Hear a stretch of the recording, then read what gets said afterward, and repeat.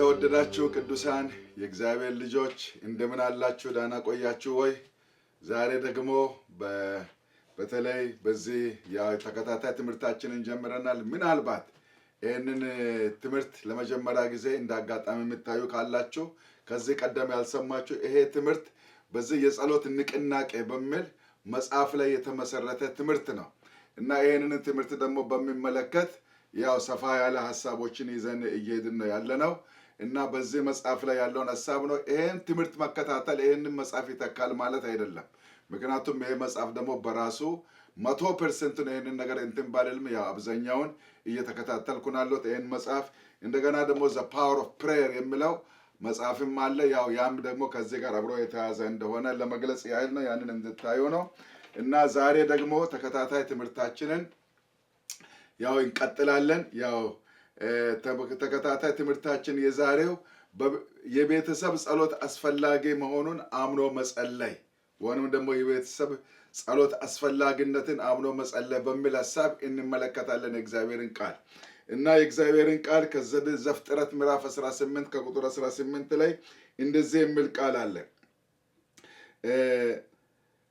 አብርሃምም በእውነት ታላቅና ብርቱ ሕዝብ ይሆናል፣ የምድርም አሕዛብ ሁሉ በእርሱ ይባረካሉ። ጽድቅንና ፍርድን በማድረግ የእግዚአብሔርን መንገድ ይጠብቁ ዘንድ ልጆቹንና ከእርሱ በኋላ ቤቱን እንዲያዝ አውቃለሁና ይህም እግዚአብሔር በአብርሃም ላይ የተናገረውን ነገር ያመጣ ዘንድ ነው ይላል። ምን ይላል የእግዚአብሔር ቃል?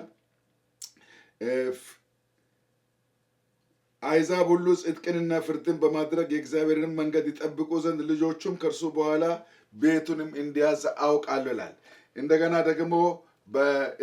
ደግሞ በምሳሌ መጽሐፍ ምዕራፍ 22 ከቁጥር 6 ላይ ልጅህን በሚሄድበት መንገድ ምራው፣ በሸመገለም ጊዜ ከእርሱ ፈቀቅ አይልም ይላል እና ጌታ ይህንን ሐሳብ እንዲያስተምር እስቲ እንጸልያለን። ቅዱስ አባታችን ሆይ ስምህ በሰማይና በምድር የተባረከ ይሁን። ይህንን ቃልህን ድምፅህን አሰምተህ ተናገረን። መንፈስ ቅዱስ በሚያስገርም ሁኔታ በሚያስፈልገን መንገድ እንድተረጉምልን እጸልያለሁ። አመሰግናለሁ በጌታ በኢየሱስ ስም አሜን። እና ቤተሰብ እንደምናውቀው ሁላችንም እንደምናውቅ ቤተሰብ ከእግዚአብሔር የተሰጠን ተቋም ነው። እግዚአብሔር የመሰረተው ተቋም ነው። ስለዚህ ቤተሰብ ከእግዚአብሔር ጋር ሪሌሽንሽፕ ያስፈልገዋል። ሰይጣን ይህንን ሪሌሽንሽፕ ነው ዲስትሮይ ያደረገው፣ ያጠፋው። የቤተሰብን እንትን ነው ያጠፋው። ሔዋን በእባብ ከዛ በኋላ አዳም በሔዋን ሁሉ እየተላከኩ ነው ቤተሰብ የተጎዳው። ጸሎት ማለት ምን ማለት ነው ብንል ጸሎት ቤተሰብን እንደ ሙጫ የሚያያይዝ ፍቅርን፣ አንድነትን፣ ሰላምን ማለት የሚያጠናክር ነው። ቤተሰብ የፍቅርና የሰላም ማዕከል እንደሆነና በሰላም ጸንቶ ለመኖር ካስፈለጋ ዋናው መንገድ መጸለይና እንዲጸልዩ ማለት ነው። እንዲጸልዩ ማድረግ ነው። በተለይ ወላጅ አባትና እናት በአንድነት የሚጸልዩበት ጊዜ በጣም ያስፈልጋቸዋል። ዛሬ በአብዛኛው በትዳር ዓለም ላይ እየታየ ያለው ትልቁ ችግር ምንድን ነው ቢባል በተለይ ክርስቲያኖች ባልና ሚስት አብረው የሚጸልዩበት ጊዜ ለእነርሱ አለመኖሩ ነው። ደግሞም ብዙዎቹ አብረው ለመጸለይ አይፈልጉም። አንዱ ሌላውን ይንቃል፣ አንዱ ሌላውን ይከሳል። እርሷ ጸሎተኛ አይደለችም ይላል፣ እርሷ ታበዛለች ይላል፣ እርሷ አይጸልይም ይላል። ይሄ መወነጃጀል እንዳንጸልይ ያደርጋል። በጣም የሚገርማችሁ የጥናት መረጃዎች እንደሚያሳዩ ከሆነ አብረው ከሚጸልዩ ሰዎች መካከል አብረው የሚጸልዩ ሰዎች ወይም ክርስቲያኖች የፍቺ መጠን ከ1% በታች እንደሆነ ይነገራል። ይሄ በጣም የሚገርም ነው። ከ1% በቤት ውስጥ እኛም ታዲያ በቤት ውስጥ እንደ ባለ ትዳር ስለ አስቤዛ፣ ስለ ቤተሰባዊ ጉዳዮች፣ ስለ ልጅ፣ ስለ ኑሮ፣ በተለያየ ነገር ለማውራት ጊዜ ካለን ለጸሎት ደግሞ ከእግዚአብሔር ጋር ለማውራት ጊዜ ሊኖረን ይገባል። ሊያሸማቅቀን አይገባም። ወይንም ደግሞ እንደ ዝቅተኛና እንደ ትንሽ ነገር ልናይ አይገባም። ጸሎት እየቀራ ሲመጣ ቀስ በቀስ አብሮ መብላትም እየቀራ ይመጣል። በሰላም ማውራትም ቀስ በቀስ እየጠፋ ይመጣል። ቆይቶ ደግሞ በትዳርም ኑሮ ላይ ደግሞ አደጋ ሊፈጠር ይችላል። ይሄ እንዳይሆን በጣም ትልቅ ጥንቃቄ ማለት ነው። መጸለይ ማለት እኮ ምን ማለት መሰላችሁ? በጣም የሚገርማችሁ በመካከላችን ሰይጣን ቀዳዳ አግኝቶ እንዳይገባና ገብቶ እንዳይሰራ ሰይጣንን መከላከል ማለት ነው። መጸለይ ማለት በቤተሰብ ዙሪያ አጥርን ማጠር ማለት ነው። እንግዲህ ሌባ እንዳይገባ፣ አውሬ እንዳይገባ ቤት እንደሚታጠር አጥር አስፈላጊ እንደሆነ ሁሉ መጸለይ ማለት ምን ማለት ነው? ማጠር ማለት ነው። መለኮታዊ አጥር መታጠር ማለት ነው። በመለኮታዊ አጥር የምንታጠር ከሆነ ክብር ለጌታ ይሁን፣ ክፉ ከክፉ አደጋ እንጠበቃለን። በድሮ ዘመን ሞባይል ስልክ ከመግባቱ በፊት ሽምቅ ተዋጊዎች አደገኛ ባህሪያቸው ምንድነው ብትሉ የመስመር ስልክ ይቆርጣሉ። ለምን? ከዋና ማዕከል ጋር ወይንም ደግሞ ከዋና ማዕከል ጋር አካባቢው እንዳይገናኝ፣ ያን አካባቢ ምንድነው ጠላት ተቆጣጥሯል እንዳይባል። እንዲሁም ሰይጣን እኛን ለማፍረስ ለመጉዳት ለመቆጣጠር ሲፈልግ ከእግዚአብሔር ጋር ያለንን ሪሌሽንሺፕ ወይንም ደግሞ ከእርሱ ጋር ያለንን የግንኙነት መስመር ነው የሚቆርጠው። ስለዚህ ጸሎት አንደኛ በግል ያስፈልገናል፣ ሁለተኛ ግን እንደ ቤተሰብ በጣም ያስፈልገናል። ስለዚህ ሰይጣን የታወቀለት ሽምቅ ተዋጊ ነው፣ ጠላት ነው። ከእግዚአብሔር ጋር ያለንን ነገር ሊያቋርጥ ይፈልጋል። ግለሰቦችን፣ ቤተሰብን፣ ቤተክርስቲያንን ለማጥቃት ሲፈልግ የሚያደርገው ትልቁ ነገር ምንድነው? ቤተሰብ እንዳይጸልይ፣ ግለሰብ እንዳይጸልይ፣ ቤተክርስቲያን እንዳትጸልይ ማድረግ ነው። ከዛ በኋላ ሁሉን ለመቆጣጠር ለእርሱ በጣም ቀላል የሆነው። እኔ በጣም እግዚአብሔርን የማመሰግነው በዚህ ሰዓት ስለ ቤተሰብ ሳወራ እኔ የቤተሰብ አባት ነኝ። እግዚአብሔር ይመስገን። ባለፉት 36 ዓመታት ያ ማለት ከ1979 እስከ 2015 እስከ ዛሬ ማለት ነው። እኔና ባለቤቴ 36 ዓመታት አብረን በትዳር ዓለም ኖረናል። እግዚአብሔርን በጣም አድርጌ የማመሰግነው ጸሎትን የምትወድ እህት ነው እግዚአብሔር እየሰጠኝ። ከዚች እህቴ ጋር ባለፉት ዘመናት በጌታ ፊት አብረን እንጸልያለን። ምክንያቱም የእርሷ ደግሞ ብርቱ ጎኗ ከጌታ ጋር እኔም እርሷን ሳላገኛት እርሷም እኔን ሳታገኝ እርሷም በግሏ በጸሎት የምትተጋ እህት ናት። እንደገና ደግሞ እኔም ደግሞ ጌታ የረዳኝን ያህል በጸሎት በእግዚአብሔር ፊት ነበርኩኝ። ያንን ትጋቷን አይቼ ነው ለጸሎትም ለትዳርም ለመጠየቅ ምክንያት የሆነኝ። ስለዚህ እቺ እህቴ ሁሉ ጊዜ የጸሎት ጥማት አላት፣ ፍቅር አላት። ጠዋትም ልጸልይ ማለዳም ልጸልይ፣ ካልጸለች ደግሞ በጣም ይወቅሳታል፣ ትጨነቃለች። ዛሬ አልጸለይኩም ትላለች። ያ በጣም ነው እግዚአብሔርን የማመሰግነው። እግዚአብሔር ከአብራካችን የሰጠን 5 ልጆች አሉን። እግዚአብሔርን የማመሰግነው እንደ ቤተሰብ በተለይ በልጅነት ከኛ ጋር እያሉ አብረን ስንጸልይ ነበር። በዛ ተባርከናል። ልጆቻችን በእውነት እግዚአብሔር ይመስገን ሁላቸውም ጌታን የሚወዱ ፈሪሃ እግዚአብሔር ያላቸው በተለያየ አገልግሎት የሚያገለግሉ ጸሎትን የሚወዱ ናቸው። እያንዳንዳችን የጸሎት የተለያየ እንትን እንዳለን ሁሉም የየራሱ እንትን አለው። ግን እግዚአብሔርን የማመሰግነው ልጆች ጸሎትን የተማሩት በቤተሰብ ውስጥ በምንጸልይበት ሰዓት ነው። ስለዚህ በቤተሰብ ደረጃ በአንድነት ስንሰበሰብ ሁሉ ጊዜ ስለ ጸሎት ማውራት አለብን። እግዚአብሔር እንዲረዳን ማበረታታት አለብን። ልጆቻችን እንዲጸልዩ፣ የልጆቻችን ቤተሰቦች እንዲጸልዩ ማበረታታት አለብን። ይሄ በጣም ትልቅ ነገር ነው። ቤተሰብ የጸሎት ማዕከል መሆን አለበት። ይሄንን እግዚአብሔር ይፈልጋል። አለበለዚያ ቤተሰቦች አብረው የማይጸልዩ ከሆነ የቤተ ክርስቲያን ጸሎት ይዳከማል። ቤተሰብ የቤተ ክርስቲያን መሰረት ነው። በቤተሰብ የሚደረግ ጸሎት ነው ወደ ቤተ ክርስቲያን የሚሄደው። ቤተ ክርስቲያን ስትጸልይ ነው አገር ደግሞ የሚጸልየው። እና ይሄንን ካልኩኝ ዘንዳ ስለዚህ ለቤተሰብ ጸሎት በጣም የተለየ ትኩረት ሰጥተን መጸለይ ያስፈልገናል። ሌላው ነጥብ ደግሞ በመንፈስ ቅዱስ ድምፅ የመንፈስ ቅዱስን ድምፅ በመስማትና ከእርሱ ምሪት በመቀበል መጸለይ በጣም አስፈላጊ ነው። የመንፈስ ቅዱስን ድምፅ ሰምቶ መጸለይ ከእርሱ ደግሞ ምሪት ተቀብሎ መጸለይ መለማመድ በጣም አስፈላጊ ነው።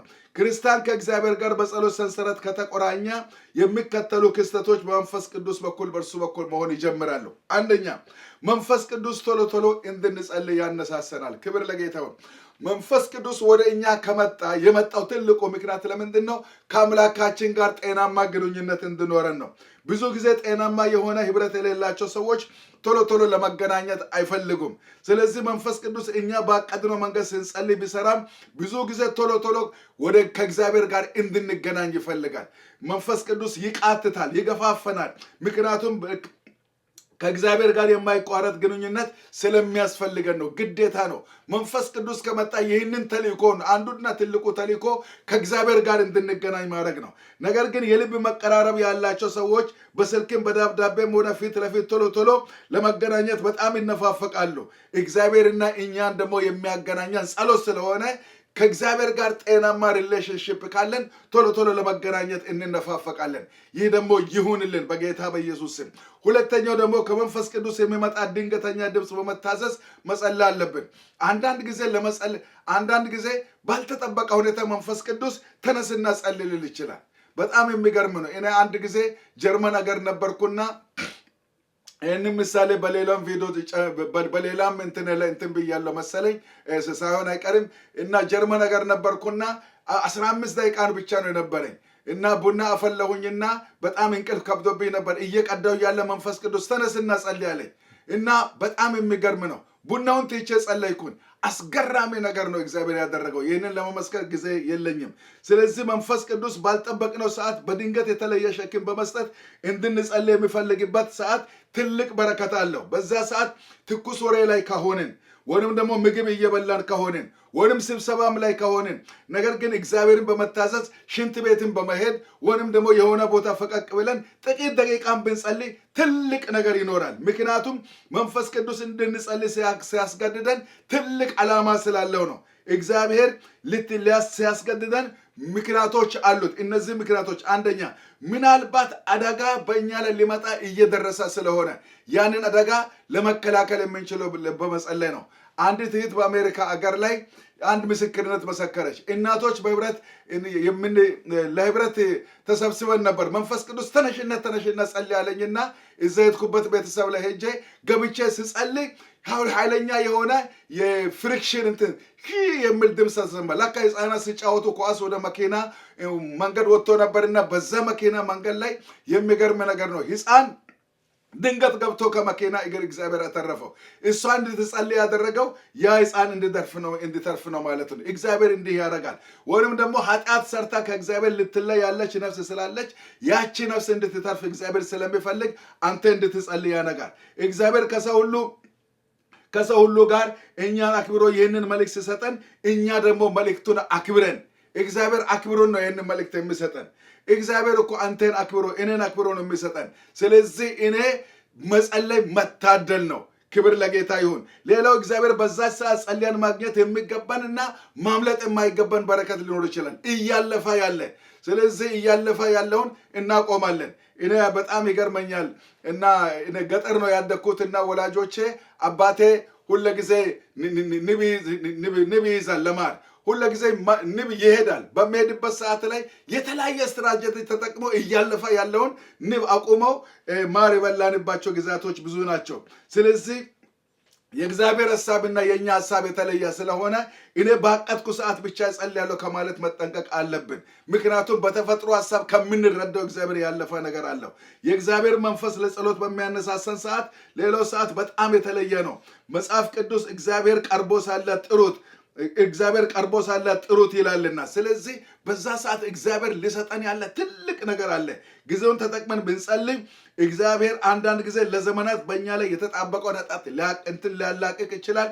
ያልተጠበቀውን ደግሞ የማይቆጠረውን በረከት እግዚአብሔር በእኛ ላይ ሊያመጣ ይችላል። ስለዚህ እግዚአብሔር አስገራሚ ስራ ሊሰራ ነውና ይህንን እድል ተጠቅመን ለእግዚአብሔር ክብር ይህንን ብናውል እግዚአብሔር ይባርከናል።